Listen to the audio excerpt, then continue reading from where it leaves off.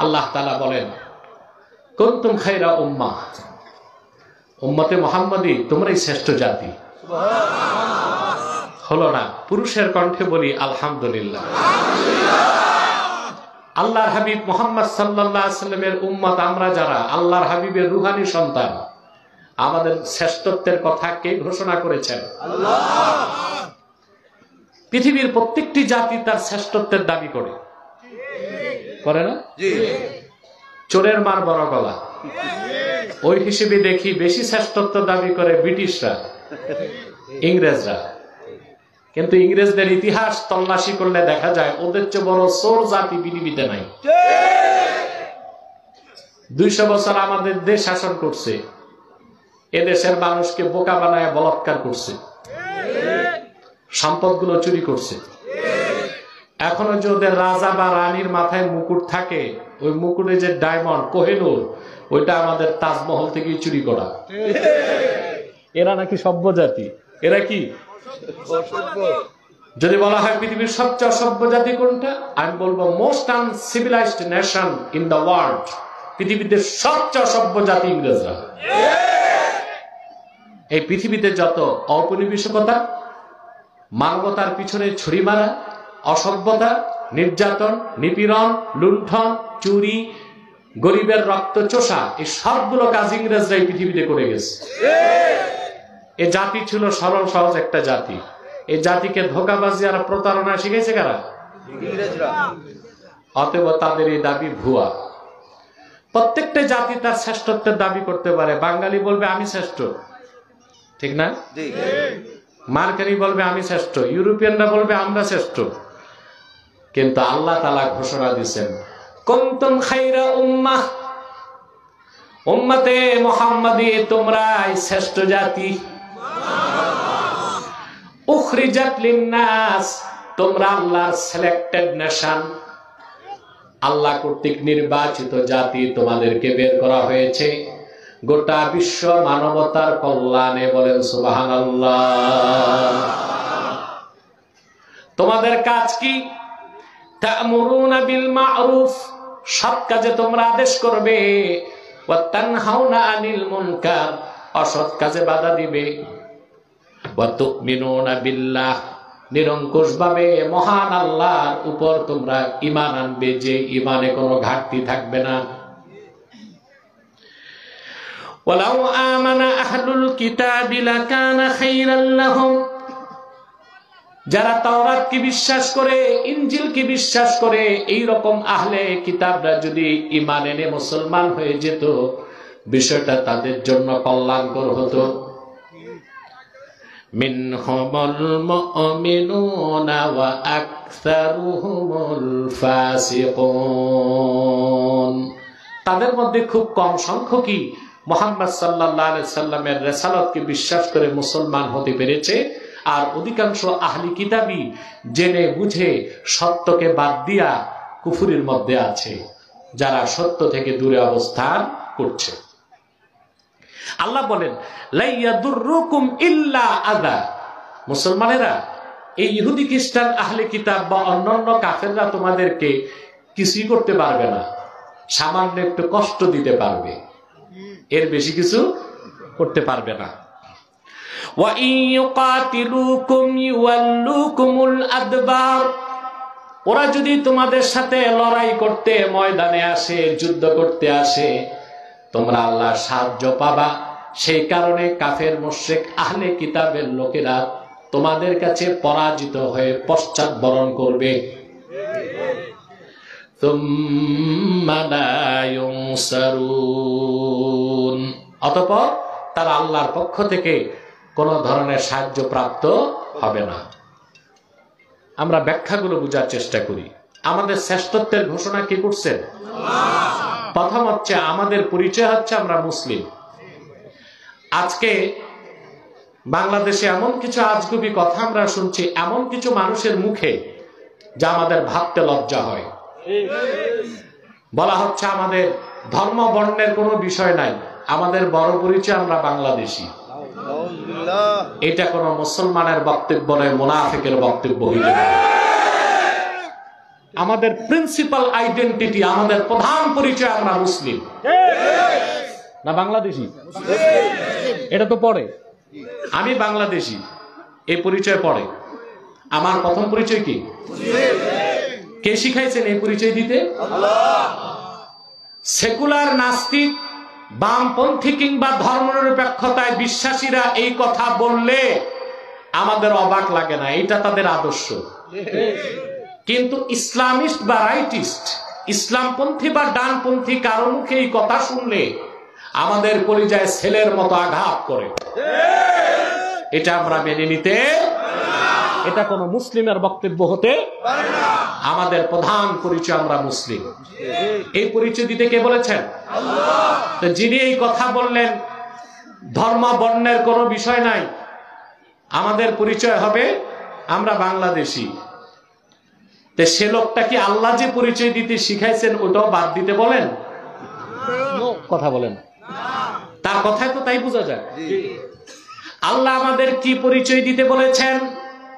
আল্লাহ পাক বলেন, قُلْ يَا أَهْلَ الْكِتَابِ تَعَالَوْا إِلَى كَلِمَةٍ سَوَاءٍ بَيْنَنَا وَبَيْنَكُمْ أَلَّا نَعْبُدَ إِلَّا اللَّهَ وَلَا نُشْرِكَ بِهِ شَيْئًا وَلَا يَتَّخِذَ بَعْضُنَا بَعْضًا أربابا من دون الله فإن تولوا فقولوا اشهدوا بأننا مسلمون। কে শিখাইছেন?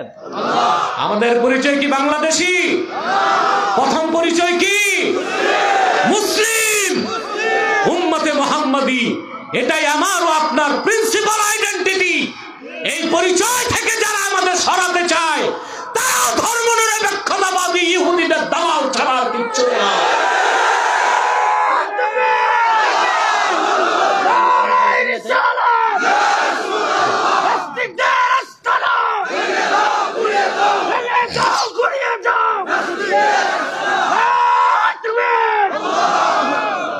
এই কথাগুলো আমরা শুনতাম বিগত 15 বছর।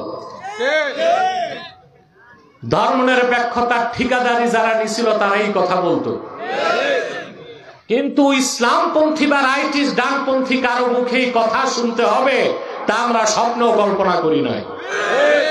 এই বক্তব্য প্রত্যাহার করতে হবে, এই বক্তব্য প্রত্যাহার করতে হবে।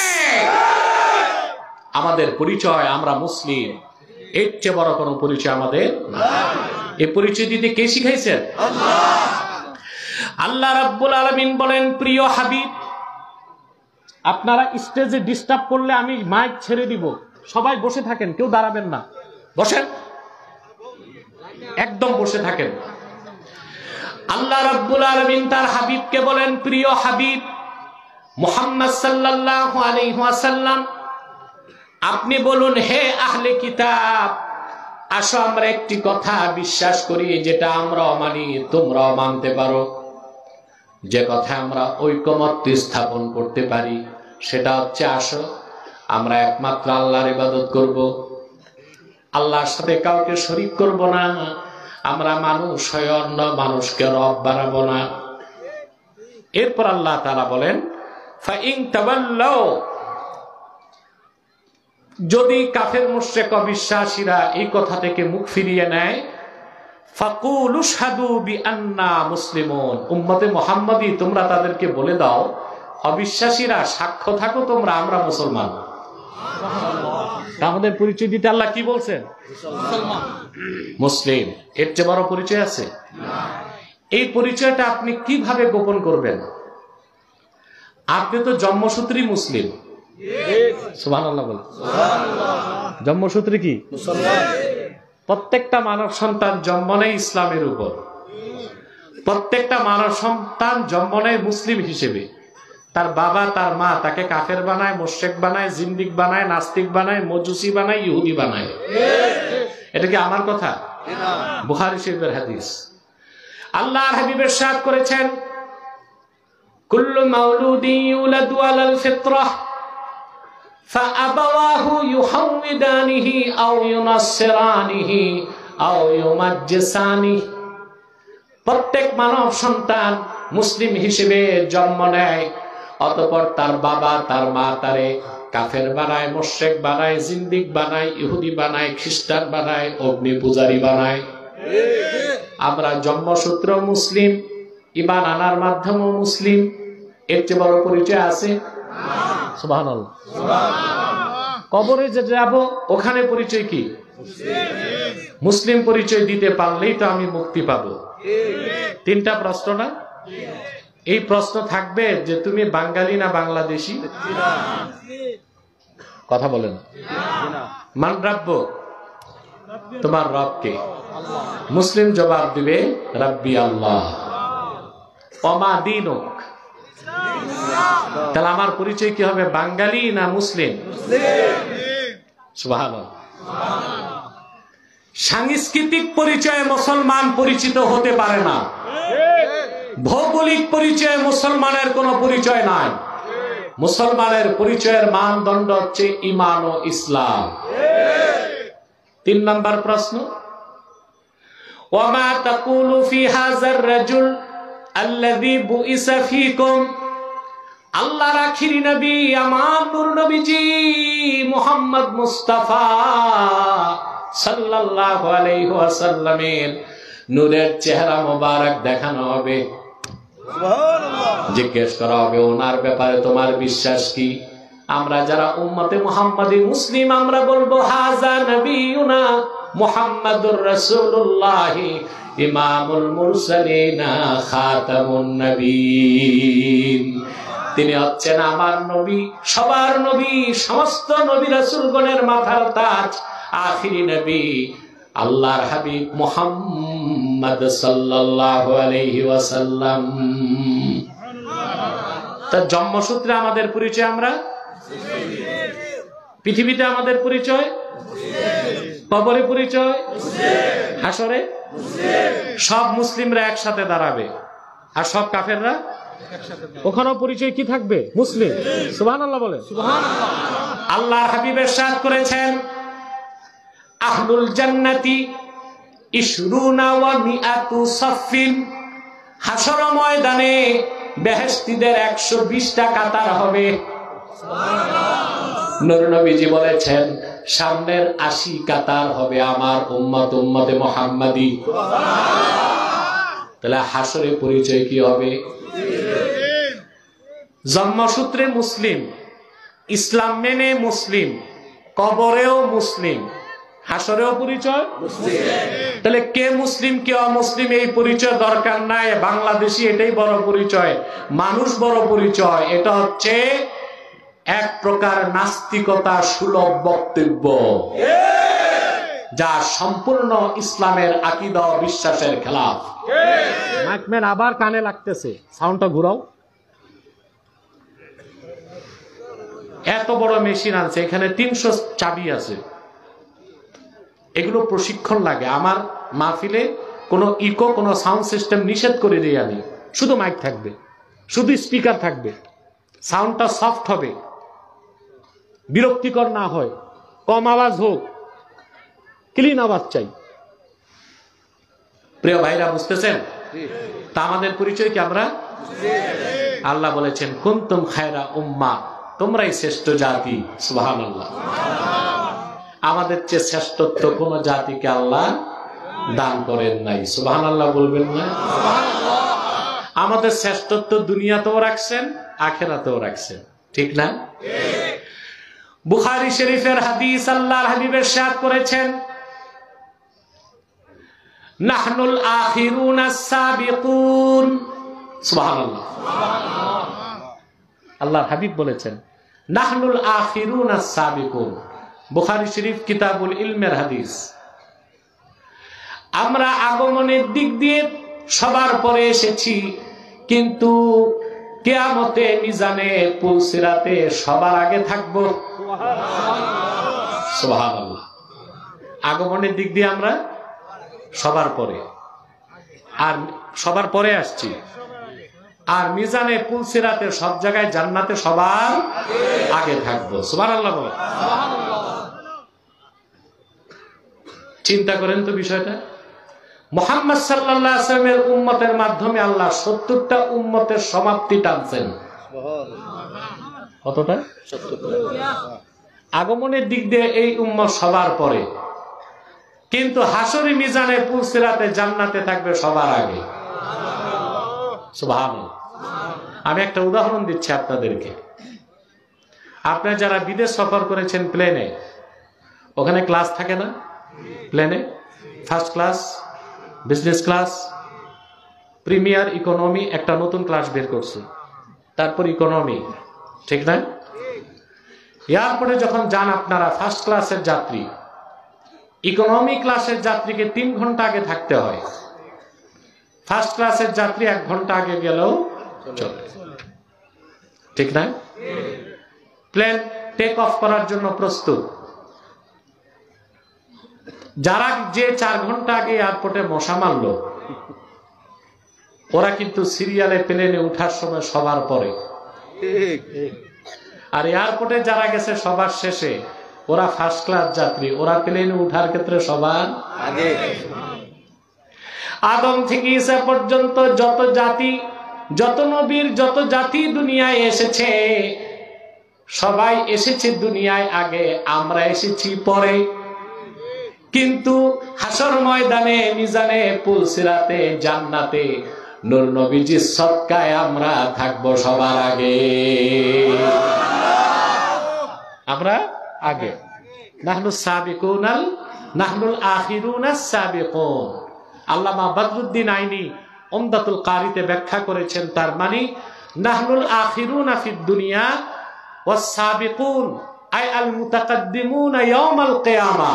পৃথিবীতে আগমনের দিক দিয়ে আমরা, এই কানে লাগে একটা হরেন, ঘুরাও, এটা ঘুরাও, স্পিকারে আওয়াজ দাও, পিছনে হরেনে আওয়াজ দাও, কানে না লাগে যেন।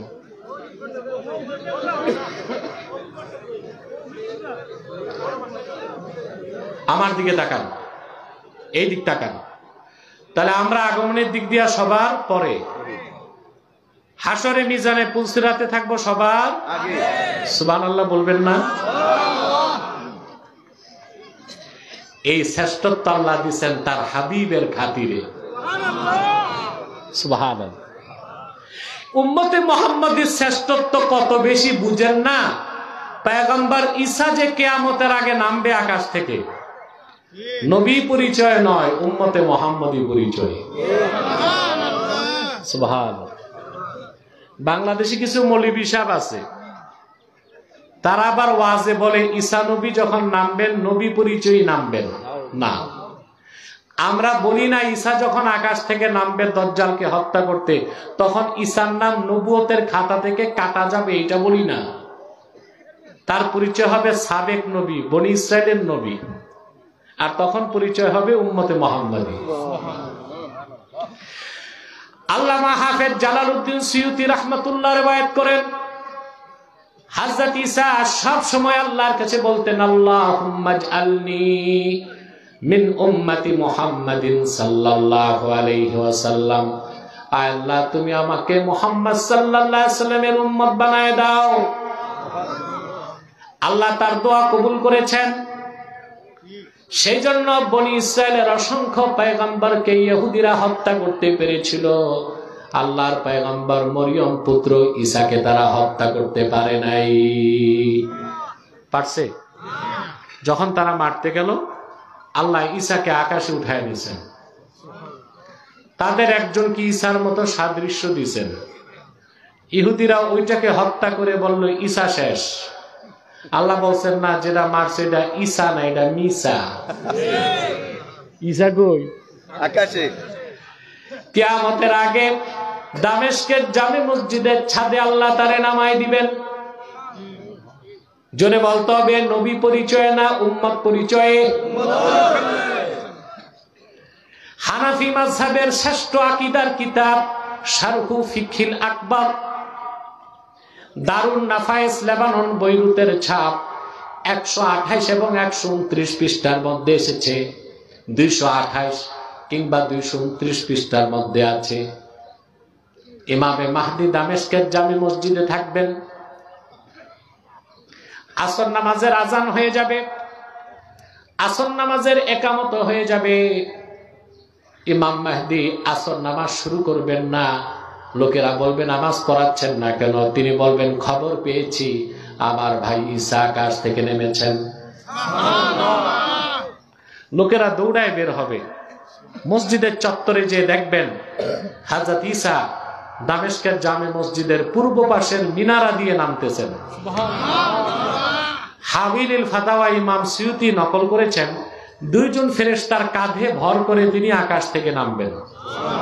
কয়জন? 2 জন। আর দামেস্কের জামে মসজিদের ছাদ থেকে মিনারা দিয়ে নিজে নামবেন। কেন? আকাশ থেকে ছাদ পর্যন্ত 2 ফেরেশতার কাঁধে ভর করে নামার পর বাকি জায়গাটা তো ফেরেশতাই নামাইতে পারত। কথা বলেন। জি। ওটা মিনারা লাগলো কেন? একটা সম্পর্ক ইলমে শরীয়তের সাথে, আরেকটা সম্পর্ক ইলমে মারিফতের সাথে। সুবহানাল্লাহ। সেদিকে আমি যাচ্ছি না, ওটা ভিন্ন বিষয়, ভিন্ন টপিক। কথা বুঝতেছেন? তিনি নেমে আসবেন, ভিতরে ঢুকবেন, ইমাম মাহদির সাথে সালাম কালাম হবে। ফায়ুশিরুল মাহদি ইলা ঈসা ইবনে মারইয়ামা বিতাকাদ্দুম। হযরত ঈসা, হযরত ইমাম মাহদি ঈসা রুহুল্লাহকে ইশারা করে বলবেন, হুজুর আপনি নামাজ পড়ান। হযরত ঈসা নামাজ পড়াবেন না, তিনি ইমাম মাহদির পিছনে নামাজ পড়বেন। মোল্লা আলী কারি ব্যাখ্যা করেছেন, ফায়াক্তাদি বিহি লিয়াজহারা মুতাবিআতা নবিয়িনা মুহাম্মাদিন সাল্লাল্লাহু আলাইহি ওয়াসাল্লাম। হযরত ঈসা নামাজে ইমামতি করবেন না, মাহদির পিছে নামাজ পড়বেন। জগৎবাসীকে কথার প্রমাণ দিতে আমি ঈসা এখন আর নবী পরিচয় আসি নাই, আমি মুহাম্মদ সাল্লাল্লাহু আলাইহি সাল্লামের উম্মত হিসেবে এসেছি। চিন্তা করো মুসলমান, কত পয়গম্বর আল্লাহর কাছে দরখাস্ত করো, আল্লাহর হাবিবের উম্মত হতে পারে নাই। বনি ইসরাইলের উলুল আজম পয়গম্বর হযরত ঈসা দরখাস্ত করে উম্মত হলেন, আর তুমি আমি বিনা দরখাস্তে উম্মত হয়েছি বলেই তো আজকে মুসলিম পরিচয় দিতে লজ্জা বোধ করি। বিনা দরখাস্তে উম্মত না? কথা বলে না। পূর্বের নবীগণ দরখাস্ত করতেন, আল্লাহ তোমার হাবিবের উম্মত বানাও। কারো দোয়াই তো কবুল হয় না, শুধু হয়েছে ঈসা রুহুল্লাহটা। ঈসা রুহুল্লাহ দরখাস্ত করে উম্মত হইলেন, আর তুমি আমি বিনা দরখাস্তে উম্মত। এই জন্য মর্যাদা বুঝি না, নিজেদের মুসলিম পরিচয় এখন ঢেকে দেবার চেষ্টা করছি। আমাদের কাছে সবচেয়ে বড় পরিচয় আমরা মুসলিম, আমরা উম্মতে মুহাম্মদী। এর চেয়ে প্রাউড ফিল করার মতো কোন পরিচয় আর আমাদের হতে পারে না, ঠিক না? রাজনীতি করতে গেলে এই পরিচয়টা বাদ দিয়ে দিব নাকি? কিসের ঘোড়ার রাজনীতি ভাই? ঘোড়ার ডিমের রাজনীতির জন্য আমি কি মুসলিম পরিচয় বাদ দিব নাকি? রাজনীতি করি ইসলামের জন্য, মুসলমানের ব্যবসা ইসলামের জন্য, চাকরি ইসলামের জন্য, অর্থনীতি ইসলামের জন্য, রাজনীতি ইসলামের জন্য না। আমেরিকাতে যারা আছে ওদের খুশি করার জন্য? আপনারা শুনছেন না? আমেরিকাতে এক রাষ্ট্রচিন্তক আছে, সমকামিতার যে সারা পৃথিবীতে কন্ডাক্টরি নিছে, জর্জ সরস। তার ছেলে গতকাল এসেছে, ডক্টর ইউনূসের সাথে মিটিং করছে। হ্যাঁ, মিটিং করুক, কিন্তু জর্জ সরস হচ্ছে সেই ব্যক্তি যে সরাসরি বাংলাদেশের রাজনীতিতে পিছন থেকে কলকাঠি নাড়তেছে। আমার পলিটিক্যাল লেকচার আগে থেকে শুনেছেন যারা, তারা জানেন জর্জ সরস হচ্ছে ইহুদি ধনকুব।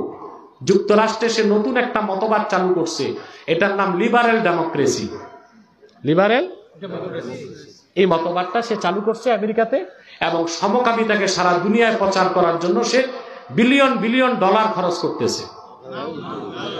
ট্রান্সজেন্ডার, হিজরা, সমকামিতা, এগুলোর জন্য গত বছরই জর্জ সরস দিয়েছে $1 বিলিয়ন 12টা বিশ্ববিদ্যালয়কে। অত্যন্ত লজ্জার বিষয়, 12টার একটা হচ্ছে ব্রাক বিশ্ববিদ্যালয়। আর দুঃখজনক হচ্ছে আমাদের উপদেষ্টা মন্ডলীতে যারা অধিকাংশই এনজিও থেকে আসা, ওই ব্রাক আর আশাকারিতা সেগুলো থেকেই আসা। অতএব আমাদের নজরটা তীক্ষ্ণ রাখতে হবে ঈগলের মতো, যেন আমেরিকার কোন এজেন্ডা বাংলাদেশে বাস্তবায়িত না হতে পারে। রাজি থাকবেন? আমার বাংলার তরুণ দামাল সন্তানেরা বুকের তাজা রক্ত দিয়ে 5ই আগস্ট দেশকে ফেসিবাদ আর ভারতীয় আধিপত্যবাদ থেকে মুক্ত করেছে। প্রয়োজনে আরেক সাগর রক্ত দিয়ে হলেও মার্কিন আগ্রাসন থেকে বাংলাদেশকে মুক্ত রাখা হবে ইনশাআল্লাহ।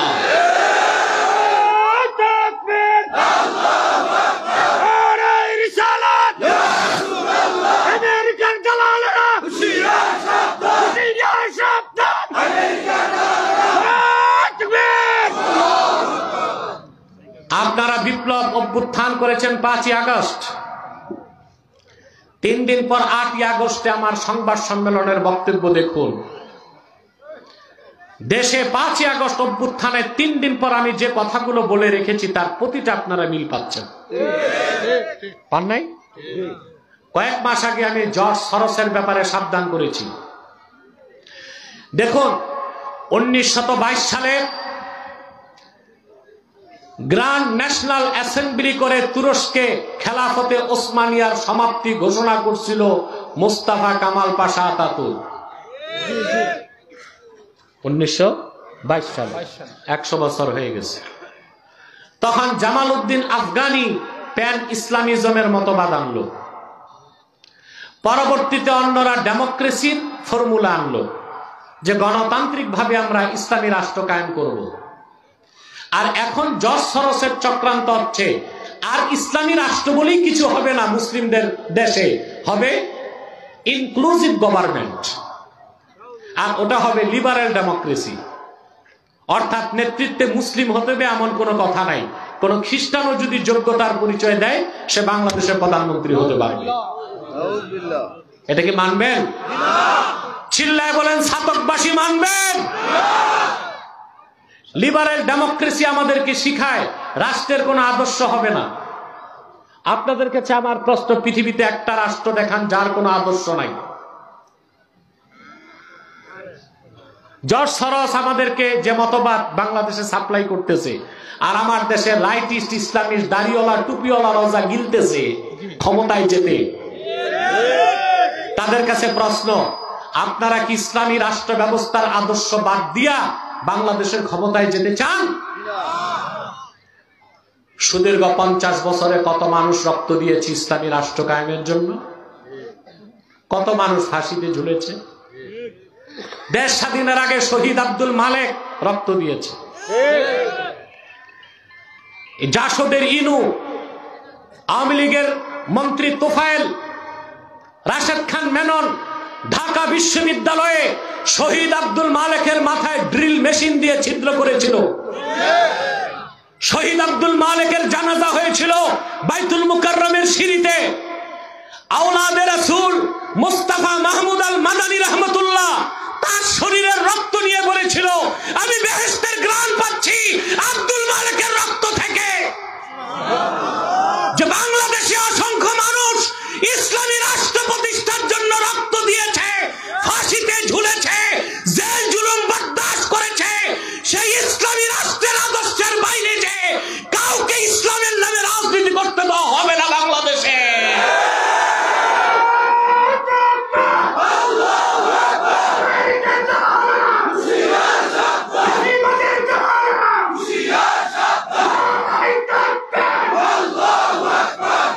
আমার ভাইরা, জর্জ সরোসের চক্রান্ত যদি বাংলাদেশে কি হবে বুঝতে চান, একটা বই পড়বেন। বইটা বাংলাদেশের বাজারে নাই, পিডিএফ থেকে নিবেন। ইসলাম, সেকুলারিজম এন্ড লিবারাল ডেমোক্রেসি। লেখক হচ্ছে নাদের হাশমি। এই নাদের হাশমি হচ্ছে আবার ইরানের এবং শিয়া। বুঝলেন ইহুদিদের পয়সাটা কেমনে আসতেছে? অতএব ভাইরা, পৃথিবীতে এমন একটা রাষ্ট্র নাই যার কোনো আদর্শ নাই। আমেরিকা বলা হয় গণতন্ত্রের জননী, ঠিক না?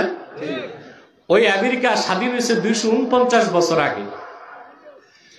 খ্রিস্টান ধর্মের প্রভাব থেকে সেই দেশ মুক্ত হতে পেরেছে? কথা বলেন। 249 বছরে খ্রিস্টান ছাড়া কেউ সে দেশের প্রেসিডেন্ট হতে পেরেছে? তো তারা কি অলিখিতভাবে তাদের ধর্মের প্রভাব রাষ্ট্রে বিস্তার করে নাই? ভারতের প্রথম সংবিধান রচনায় যার অবদান ছিল তিনি মাওলানা আবুল কালাম আজাদ। আবুল কালাম আজাদ চেয়েছিল ধর্মনিরপেক্ষ ভারত। 70 বছর পার হয়ে গেছে, ভারত স্বাধীন হয়েছে। 30 কোটি মুসলমান থাকার পরও আজ পর্যন্ত কোন মুসলিম প্রধানমন্ত্রী হয়েছে? কথা বলেন। তো পৃথিবীর একটা দেশ দেখান, ইউরোপের কোন একটা রাষ্ট্রে কোন মুসলিম প্রেসিডেন্ট বা প্রধানমন্ত্রী হয়েছে? তো ধর্ম বা আদর্শের ভিত্তিতে রাষ্ট্র চলবে না, এই কথাটা হচ্ছে একটি প্রতারণাপূর্ণ কথা। শুধুমাত্র মুসলমানদেরকে রাজনৈতিকভাবে ইসলামী আদর্শ থেকে সরিয়ে দেবার একটি অপচেষ্টা। এক সময় চক্রান্ত ছিল খেলাফত থেকে সরিয়ে দেওয়া, আর এখন চূড়ান্ত চক্রান্ত ইসলামী রাষ্ট্র ব্যবস্থা থেকে সরায় দেওয়া। আমরা মুসলিম, কথা বলে না। আমাদের পরিচয় ঈমান ও ইসলামের ভিত্তিতে, ঠিক কিনা বলেন? আমরাই শ্রেষ্ঠ জাতি। আল্লাহ রাব্বুল আলামিন আমাদেরকে কাল কিয়ামতের দিন সবচেয়ে বেশি মর্যাদা দিবেন। দুনিয়াতেও আমাদের মর্যাদা বেশি, আখিরাতেও আমাদের মর্যাদা বেশি। দুনিয়াতে আল্লাহ কত সম্মান আমাদেরকে দিলেন। পূর্বের কোন নবীর উম্মত যদি গুনাহ করত, সকালবেলা দরজায় লেখা উঠত, সারাকা ফুলান ইবনু ফুলান, এই লোকটা রাতে চুরি করছে। সকালে দরজায় লেখা উঠতো এই লোকটা রাতে চুরি করছে। আল্লাহ হাবিবের খাতিরে উম্মতে মুহাম্মদীর কলঙ্ক আল্লাহ ঢেকে দিয়েছেন। আমরা যতই চুরি করি, চুরি করতে করতে আমাদের দেশে কেমন চোর ছিল দেখছেন না? আগে শুনতাম পুকুর চুরি, এরপরে সাগর চুরি, এখন দেখছি মহাসাগর চুরি। বাংলাদেশ থেকে কয়েক লক্ষ কোটি টাকা চুরির মাধ্যমে কোথায় গেছে? বেগমপাড়া। কোথায় গেছে? বেগমপাড়ায় গেছে, ঠিক না? তা এখন যদি আল্লাহ যদি তার হাবিবের সদকায় এই উম্মত আমাদেরকে যদি মায়া না করতেন, সম্মান না দিতেন, তাহলে এই বড় বড় দুর্নীতিবাজদেরকে ধরতে কি আর দুদক লাগতো না? তাদের দরজায় লেখা উঠতো যে দরবেশ চুরি করছে 10,000 কোটি, ঠিক কিনা? এই মন্ত্রী চুরি করছে 3,000 কোটি, এই শিল্পপতি কুইক রেন্টাল বিদ্যুৎ থেকে চুরি করছে 21,000 কোটি, এই মহিলা পদ্মা সেতু থেকে চুরি করছে $5 বিলিয়ন। উঠতো কিনা? কিন্তু আল্লাহ তার হাবিবের খাতিরে এই কলঙ্ককে গোপন করে দিচ্ছেন। হিসাব হবে কই? তারপরে আল্লাহ সুযোগ রাখছেন, যত বড় গুনাহগার হোক উম্মতে মুহাম্মাদী, ইল্লা মান তাবা ওয়া আমানা ওয়া আমিলা আমালান সালিহান ফাউলাইকা ইউবাদদিলুল্লাহু সাইয়্যাতিহিম হাসানাত ওয়া কানাল্লাহু গফুরার রহিমা। আল্লাহ রাব্বুল আলামিন বলেন, কোন ব্যক্তি শিরক করুক, কুফর করুক, চুরি করুক, ডাকাতি করুক, সুদ খাক, ঘুষ খাক, যত বড় গুনাহগার হোক, তাদের মধ্যে যারা ঈমান এনে তওবা করে মুসলমান হয়ে যাবে, নেক আমল করবে, আল্লাহ বলেন আল্লাহ তাদের জীবনের সব গুনাহগুলোকে নেকের দ্বারা বদল করে দিবেন। তার মানে উম্মতে মুহাম্মাদের গুনাহ দুনিয়াতেও গোপন, আর তওবা করলে আখিরাতেও গুনাই তো থাকবে না, সব নেকে বদল হবে। সুবহানাল্লাহ কইবা না? কি মর্যাদা, কি শান! সুবহানাল্লাহ। এবার আসেন, আমাদের শ্রেষ্ঠত্বের অন্যতম একটা কারণ আমি বলে দিচ্ছি। আল্লাহ তাআলা, ও মিয়া সাহেব কই যান আপনি? বুক্কা বুক্কা বুক্কা, দরকার থাকলে যাও, ওযু করে চলে আসবে, যাও। প্রিয় ভাইরা, আপনাদের ভালো লাগতেছে? এরকম শান্ত সুন্দর পরিবেশে হাজার হাজার লোক বসে আছে, এটাই তো আল্লাহর কোরআনের বরকত। সুবহানাল্লাহ। আমাদের শ্রেষ্ঠত্বের অন্যতম একটা কারণ শোনেন, আমরা উম্মতে মুহাম্মদী হচ্ছি পৃথিবীতে আল্লাহর পক্ষে সাক্ষ্যদাতা। সুবহানাল্লাহ বলবেন। আল্লাহ রাব্বুল আলামিন বলেন, ওয়া কাযালিকা জাআলনাকুম উম্মাতাও ওয়াসাতাল লিতাকুনু শুহাদা আলান নাস। আর এভাবে উম্মতে মুহাম্মাদি তোমাদেরকে আমি আল্লাহ পৃথিবীতে শ্রেষ্ঠ ন্যায়পন্থী আর উত্তম শ্রেষ্ঠ ন্যায়পন্থী জাতি হিসেবে নির্ধারণ করে দিয়েছি। উম্মাতাও ওয়াসাতার অর্থ আমি মধ্যপন্থী কেন করলাম না? প্রশ্ন আছে না? শতকরা 88% বক্তাই তো দেখি ওয়াকাযালিকা জাআলনাকুম উম্মাতাও ওয়াসাতার ব্যাখ্যা করে আমি তোমাদেরকে মধ্যপন্থী উম্মত বানাইছি। এটা ভুল ব্যাখ্যা, ভুল তাফসীর। কথা বলে না? তিরমিজির হাদিস, আল্লাহর হাবিব সাল্লাল্লাহু আলাইহি সাল্লাম এই আয়াতের ব্যাখ্যা নিজেই করে দিয়েছেন।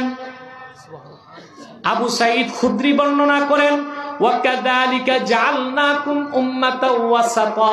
এটার অর্থ হচ্ছে আল্লাহর হাবিব সাল্লাল্লাহু আলাইহি সাল্লামের হাদিসের বর্ণনা করেছেন আবু সাঈদ খুদরি রাদিয়াল্লাহু তাআলা আনহু। ওয়াকাযালিকা জাআলনাকুম উম্মাতাও ওয়াসাতা আই উম্মাতান খিয়ারাও ওয়া আদলা। তোমরা হচ্ছে শ্রেষ্ঠ জাতি, তোমরা হচ্ছে ন্যায়পরায়ণ জাতি। সুবহানাল্লাহ। এখন থেকে আমরা সংশোধন করব। আল্লাহ কি আমাদের মধ্যপন্থী উম্মত বলছেন না শ্রেষ্ঠ উম্মত, ন্যায়পরায়ণ উম্মত? এই উম্মাতাও ওয়াসাতা মানে উত্তম জাতি, ন্যায়পরায়ণ জাতি, সত্যপন্থী জাতি বলেন সুবহানাল্লাহ। পরের অংশ এই তরজমাকে সমর্থন করে। কেন? লিতাকুনু শুহাদা আলান নাস, যেন উম্মতে মুহাম্মাদি তোমরা এই পৃথিবীতে আল্লাহর পক্ষে সাক্ষ্যদাতা হইতে পারো বলেন সুবহানাল্লাহ। তো সাক্ষ্য দেবার জন্য কি মধ্যপন্থী হইতে হয় না ন্যায়পন্থী? এই জন্য উম্মাতাও ওয়াসাতার ব্যাখ্যা হচ্ছে তোমরা হচ্ছে শ্রেষ্ঠ জাতি, খিয়ারাও ওয়া আদলা, তোমরাই শ্রেষ্ঠ জাতি, তোমরা ন্যায়পন্থী সত্যপন্থী জাতি বলেন সুবহানাল্লাহ। এই পৃথিবীতে আল্লাহ আমাদেরকে শ্রেষ্ঠত্ব দিয়েছেন, আমরা জাস্টিস, ন্যায় বিচার প্রতিষ্ঠা করব। পৃথিবী প্রতিটি মানুষের অধিকারকে আমরা রক্ষা করব। নারী তার অধিকার পাবে, শ্রমিক তার অধিকার পাবে, অমুসলিমরা মুসলিম রাষ্ট্রে তাদের অধিকার পাবে, এমনকি পশু পাখি ইতর প্রাণীও মুসলিম রাষ্ট্রে তাদের অধিকার পাবে বলেন সুবহানাল্লাহ। এই জাস্টিস, এই ন্যায় বিচার, এই ন্যায় বিচার প্রতিষ্ঠার জন্য আল্লাহ তাআলা উম্মতে মুহাম্মাদীকে নির্বাচন করেছেন। এই জন্য ওয়াকাযালিকা জাআলনাকুম উম্মাতাও ওয়াসাতার অর্থ তোমরা মধ্যপন্থী জাতি। এটা মূল তাফসীর, সবগুলো তাফসীরে এসেছে এবং সবচেয়ে বড় দলিল হাদিসের কিতাবে এসেছে। এটার অর্থ হচ্ছে খিয়ারাও ওয়া আদলা, তোমরা হচ্ছে শ্রেষ্ঠ জাতি, আল্লাহ কর্তৃক নির্বাচিত শ্রেষ্ঠ জাতি, এবং তোমরা হচ্ছে ন্যায়পন্থী জাতি বলেন সুবহানাল্লাহ। আমাদের আল্লাহ আমাদেরকে এতটুকু শ্রেষ্ঠত্ব দিয়েছেন বলেন সুবহানাল্লাহ। দুনিয়াতে, এখন আখিরাতে কতটুকু শ্রেষ্ঠত্ব পাবেন তাও 10 মিনিটে শুনে নেন। কি বলেন? কষ্ট হচ্ছে না তো?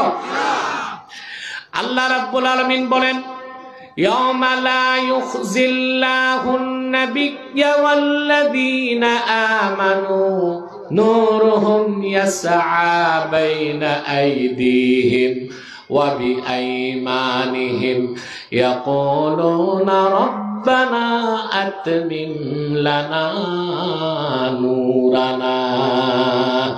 আল্লাহ রাব্বুল আলামিন কোরআন কারীম সূরা তাহরিমে ঘোষণা করেন কাল কিয়ামতের দিন আল্লাহ তার হাবিব মুহাম্মদ সাল্লাল্লাহু আলাইহি সাল্লামকে চিন্তিত করবেন না।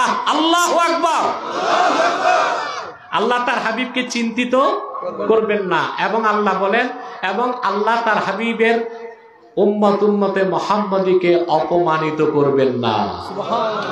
নূরুহুম ইয়াসআ বাইনা আইদিহিম ওয়া বিআইমানিহিম, প্রত্যেক উম্মতে মুহাম্মাদী ঈমানদারের সামনে আর ডানে হাসর ময়দানে নূর দৌড়াবে। কি দৌড়াবে? নূর। আল্লাহ তাআলা উম্মতে মুহাম্মাদীকে হাসর ময়দানে ভিআইপি সিগনিফিকেশন দিবেন। সুবহানাল্লাহ। ভিআইপিরা যখন যায় লাল নীল লাইট জ্বলে না, কথা বলে না। হাজারো গাড়ি ঢাকা শহরে জ্যামে বসে আছে, ওর মধ্যে যদি মিনিস্টারের গাড়িটা থাকে, ফুল মিনিস্টার, চিনা যাবে? চিনা যাবে তো? যাবে তো ভাই? আগে পিছে পুলিশ, লাল বাতি জ্বলতেছে, নীল বাতি জ্বলতেছে, আবার ফ্ল্যাগও আছে, কথা বলে না। হাসর ময়দানে বিলিয়ন বিলিয়ন মানুষ থাকবে, ওর মধ্যে বেহেশতীদের কাতার হবে কয়টা? আবা মাতো না কেন? একটু আগে না হাদিস শুনাইলাম, আহলুল জান্নাতি ইশরুনা ওয়া মিআতু সাফিন, বেহেশতীদের কাতার হবে 120টা, 80 কাতারই হবে উম্মতে মুহাম্মাদী। সুবহানাল্লাহ কইবা না? ওই উম্মতে মুহাম্মাদীকে আল্লাহ আবার বিশেষ সম্মান দিবেন, যা পূর্বের পয়গম্বরদের কোন ঈমানদার উম্মত পাবে না। সেটা হচ্ছে রাসূলুল্লাহর প্রত্যেক ঈমানদার উম্মতের সামনে এবং ডানে নূর দৌড়াবে। বলেন সুবহানাল্লাহ। নূরটা আবার স্থির থাকবে না, নূরটা দৌড়াবে। নূরুহুম ইয়াসআ বাইনা আইদিহিম ওয়া বিআইমানিহিম। সুবহানাল্লাহ। প্রত্যেক মুমিন মুসলমানের সামনে এবং ডানে নূর দৌড়াবে। ফেরেশতারা বুঝবে এরা হচ্ছে ভিভিআইপি উম্মত, উম্মতে মুহাম্মাদী। বলেন সুবহানাল্লাহ। শুধু কি তাই নাকি, পূর্বের নবীদেরকে আল্লাহ হাসরে দাঁড়াতে দিবেন এক একটা নূরের মিম্বর, আর আল্লাহর হাবিবের উম্মতের আউলিয়া একরামকে দাঁড়াতে দিবেন এক একটা নূরের মিম্বর। আল্লামা আলুসি রুহুল মানির মধ্যে লেখেন, ওয়া ইউদাউ লিল মুমিনিনা ইয়াওমা ইযিন কারাসি মিন যাহাবিন ওয়া ইউযাল্লালু আলাইহিমুল গামাম। প্রত্যেক উম্মতে মুহাম্মাদী ইমানদারকে হাসরে বসার জন্য আল্লাহ তাআলা এক একটা স্বর্ণের চেয়ার বিছাই দিবেন। উম্মতে মুহাম্মাদীর মাথার উপর থাকবে মেঘমালা।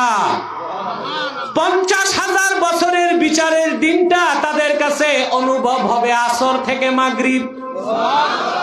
সুবহানাল্লাহ। তারপরে আল্লাহ পাক আমাদের এত বেশি সম্মান দিবেন হাসরে, তার হাবিবের খাতিরে আমাদের হিসাব দিবেন সহজ। সুবহানাল্লাহ। হিসাব নিবেন ফাসাউফা ইউহাসাবু হিসাবান ইয়াসীরা। সুবহানাল্লাহ। সহজ হিসাব, সহজ হিসাব। জাস্ট একটা বাহানা করবেন আল্লাহ, আমলনামা দিবেন, এইটা তোর আমল, এই নে আমলনামা। তারপর বলবেন নেক বেশি কিনা, ফেরেশতা বলবে আল্লাহ নেক বেশি গুনাহ কম। আল্লাহ বলবেন পুলসিরাত উঠাও। সুবহানাল্লাহ। আল্লাহ উম্মতে মুহাম্মাদীর হিসাব নিবেন, হিসাব ধরবেন না। কথা বলে না। হিসাব নেওয়া কি আর হিসাব ধরা কি পার্থক্য আছে? কথা বলে না। বুখারী শরীফের হাদিস, আল্লাহর হাবিব ইরশাদ করেছেন, মান হুসিবা উযিবা, যার হিসাব ধরা হবে তারে আযাব দেওয়া হবে। আম্মা জান আয়েশা তখন কোরআনের আয়াত পড়ে বলতে লাগলেন, ইয়া রাসূলুল্লাহ, আল্লাহ তো ওয়াদা করেছেন ফাসাউফা ইউহাসাবু হিসাবান ইয়াসীরা, আপনার উম্মতের সহজ হিসাব হবে। আল্লাহর হাবিব বলেছেন, আয়েশা এটা তো নামে মাত্র হিসাব, শুধু দেখানো হবে, কিন্তু মান্নু কিসা উযিবা, যার হিসাব ধরা হবে তারে শাস্তি পেতেই হবে। আল্লাহ আমার খাতিরে আমার উম্মতের হিসাব ধরবেন না, হিসাব নিয়ে সহজে পার করে দিবে। হিসাব নেওয়া কি, হিসাব ধরা কি? আমি আমার ছাত্রদের বুখারী শরীফ পড়ানোর সময় একটা উদাহরণ দিয়ে থাকি। সেটা হচ্ছে, আমি আপনাকে 1000 টাকা দিলাম যে তুমি এই এই জিনিসগুলো আমার জন্য নিয়ে আসো। তা আপনি এসে আমাকে একটা হিসাব দিলেন, হুজুর এটা 200 টাকা, এটা 250, এটা 300, 10 টাকা ভাড়া, 3 টাকা খাইছি, হিসাব। এটা হচ্ছে আরজ। এটা কি আরজ? আর আমি বললাম ঠিক আছে, হিসাব হয়ে গেছে না? কিন্তু আমি আপনি আসার পর খাতা কলম নিয়ে বলছি, বলো 200 টাকা কোনটা? এটা, রসিদ দেখাও। এটা কত? 350, রসিদ দেখা। ভাড়া কত? 10 টাকা। আমি বললাম না, এখান থেকে এখানে তো 8 টাকা ভাড়া। নাস্তা কত? হুজুর 30 টাকা। আমি বললাম কি খাইছো? 2টা সিঙ্গারা, তো হয় 15 টাকা। আপনি ধরা খাইবেন কিনা? সুবহানাল্লাহ। আল্লাহ উম্মতে মুহাম্মাদীকে অপমান করবেন না, সহজ হিসাব দেখায়া তুলসিরাত উঠায় দিবেন। সেই উম্মতে মুহাম্মাদী হতে পারে কি আমরা গর্বিত? তাহলে আমি একটা স্লোগান আজকে শিখায় যাব, মনে রাখতে হবে, ব্যক্তির চেয়ে দল বড়, দল থেকে দেশ বড়, দেশ থেকে আমার জান বড়, জান থেকে আমার ঈমান বড়, ইসলাম বড়, কোরআন বড়।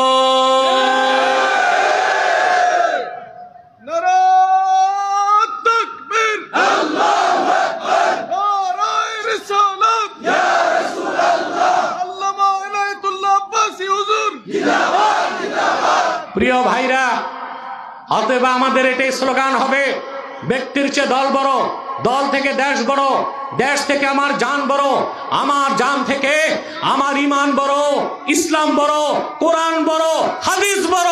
ইসলামের স্বার্থে বুকে তাজা রক্ত ঢেলে দেবার যদি ডাক আসে, কারা কারা প্রস্তুত আছেন হাত তুলে দেখ।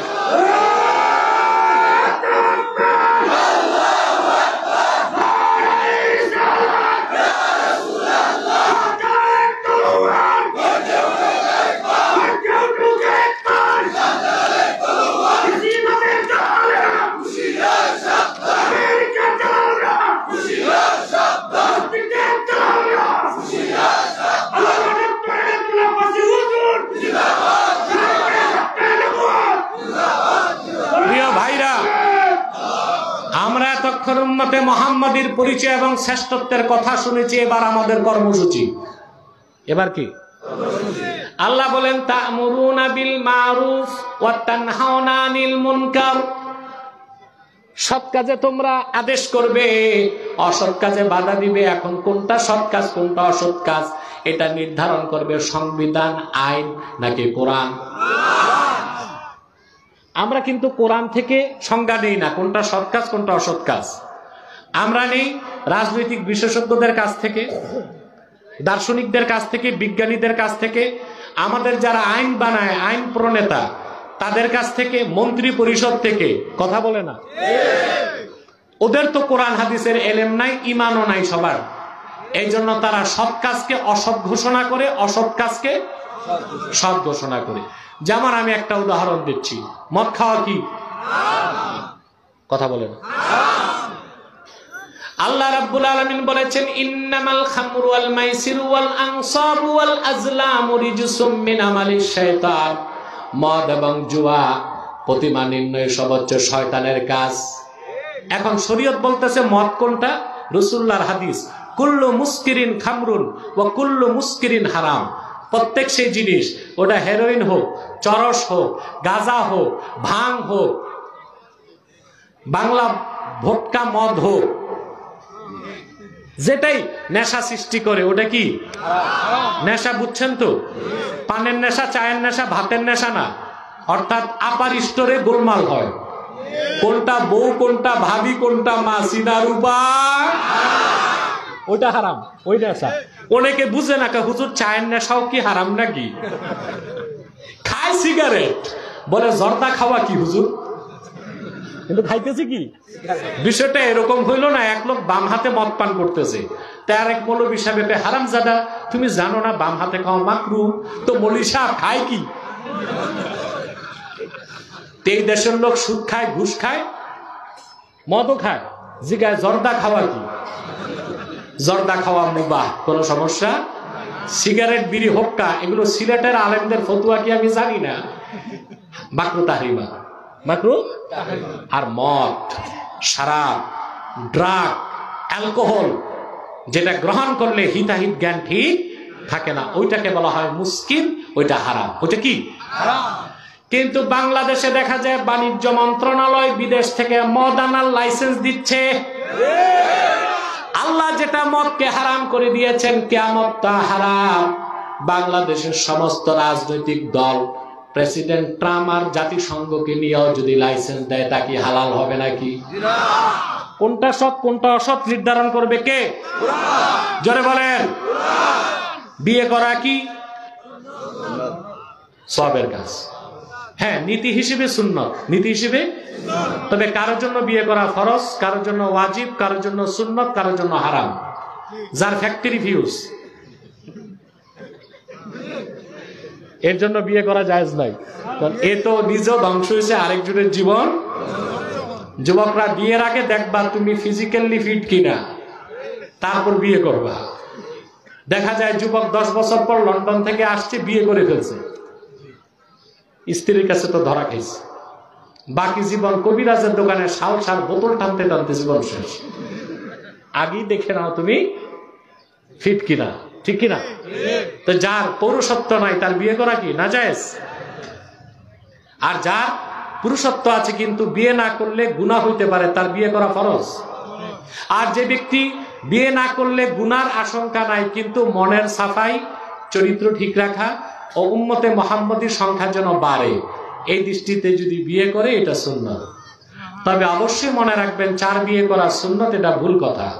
4 বিয়ে করা জায়েজ, সুন্নাত বলা যাবে না। আমাদের দেশে অনেক মৌলভী সাহেব ফতুয়া দেয় 4 বিয়ে করেন, 4 বিয়ে করেন। আরে মৌলভী সাহেব আপনার না 2 পকেট ভরা পয়সা আছে, গরিব মানুষ তো একটাই রাখতে পারে না, 4টা করে করবে ঠিক?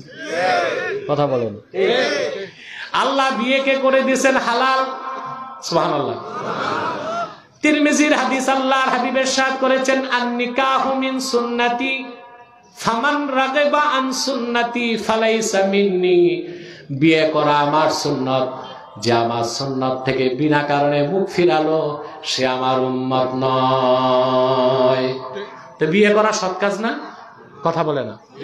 কিন্তু আপনাদের দেশে শিশু ও মহিলা কল্যাণ মন্ত্রণালয় এবং আইন মন্ত্রণালয় নতুন আইন তৈরি করছে। এটা বহু বছরের পুরনো আইন বাংলাদেশে, যে ছেলের বয়স যদি 21 না হয়, মেয়ের বয়স যদি 18 না হয়, 10,000 লোক দাওয়াত দিয়া খাওয়ায়া পিসাবরে দিয়ে বিয়ে পড়াইলো, এর চেয়ে বড় অসৎ কাজ নাই। অথচ শরীয়তের দৃষ্টিতে এটা কি সৎ কাজ। কিন্তু শুধু বয়সের কারণে প্রচলিত আইন কি করলো? অসৎ। কথা বলে না। কি ঘোষণা করলো? অসৎ কাজ ঘোষণা করছে না? বাল্য বিবাহের চেয়ে বড় অপরাধ আছে বাংলাদেশে? পুলিশ যদি খবর পায় বিনা নোটিশে দোনো বিয়াই অ্যারেস্ট, বাবুর্চি অ্যারেস্ট, মেহমানরা অ্যারেস্ট। ওই যে ম্যারেজ রেজিস্টার, মাথায় ছাতা, বগলে খাতা, বাড়ি বাড়ি দৌড়ায়, এ সবার আগে অ্যারেস্ট। আহারে, শুধু বয়স কম, 21 বছরের জায়গায় 20 বছর, আর 18 বছরের জায়গায় 17 বছর।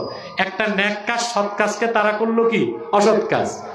অথচ প্রচলিত আইনে ছেলে আর মেয়ে বয়স যাই হোক, একটু পার্কে, চা বাগানে, রেস্তোরাঁয়, নদীর পারে ফষ্টি নষ্টি করলে তাতে দোষ নাই। বাচ্চা মানুষ তো করতেই পারে। জেনার মতো অসৎ কাজকে ওরা মনে করতেছে সৎ, আর বিয়ের মতো সৎ কাজকে ওরা মনে করতেছে অসৎ। মদের মতো হারাম জিনিসকে লাইসেন্স দিয়া হালাল বানাবার চেষ্টা করতেছে। অতএব এই জন্যই উম্মতে মুহাম্মাদীকে রাষ্ট্র ক্ষমতায় যাওয়া ফরজ। রাষ্ট্র ক্ষমতায় যে শরীয়ত মোতাবেক তারা সৎ কাজের আদেশ করবে, অসৎ কাজে বাধা দিবে, ঠিক কিনা বলেন? অতএব মুসলমানের রাষ্ট্র ব্যবস্থার মূল আদর্শ হবে তারা সংসদ, পার্লামেন্ট, মন্ত্রী পরিষদ, আদালত, ব্যবসা প্রতিষ্ঠান, সেক্রেটারিয়েট, বিশ্ববিদ্যালয় সব জায়গা পরিচালনা করবে কোরআন ও সুন্নাহর আইন দিয়া, মানব রচিত কোন আইন দিয়ে নয়। অতএব আমাদের বাংলাদেশ নামক রাষ্ট্রকে প্রতিষ্ঠার ক্ষেত্রে আদর্শ থাকবে কি থাকবে না? সেইটা Plato, Archimedes, Pythagoras, Abraham Lincoln, George Washington, Karl Marx, Lenin, Stalin, George সরস, তাদের রাজনৈতিক আদর্শে বাংলাদেশ হবে না। আল্লাহর আখিরি নবী মুহাম্মদ সাল্লাল্লাহু আলাইহি ওয়াসাল্লাম ১৫০০ বছর আগে যে পরিপূর্ণ দ্বীন আমাদেরকে দিয়ে গিয়েছেন, সেই দ্বীনের আলোকে শরিয়া আইনে বাংলাদেশ আমরা গঠন করতে চাই। আল্লাহ কবুল করুন। আমরা দেখি আর না দেখি, এটাই আমাদের বয়ান, এটাই আমাদের মিশন, এটাই আমাদের সাধনা, এটাই আমাদের সংগ্রাম। রাষ্ট্রীয় ক্ষমতায় গেলে মুসলমান সৎ কাজে আদেশ, অসৎ কাজে নিষেধ করবে ওয়াজ মাহফিলের মাধ্যমে, বক্তারা করবে স্টেজে, খতিব করবে মিম্বরে, পীর সাহেব করবে খানকায়, শাসক করবে মন্ত্রণালয়ে। সুবহানাল্লাহ। সৎ কাজে আদেশ, অসৎ কাজে নিষেধ সবার একরকম না, এটা 3টা স্টাইল। কয়টা?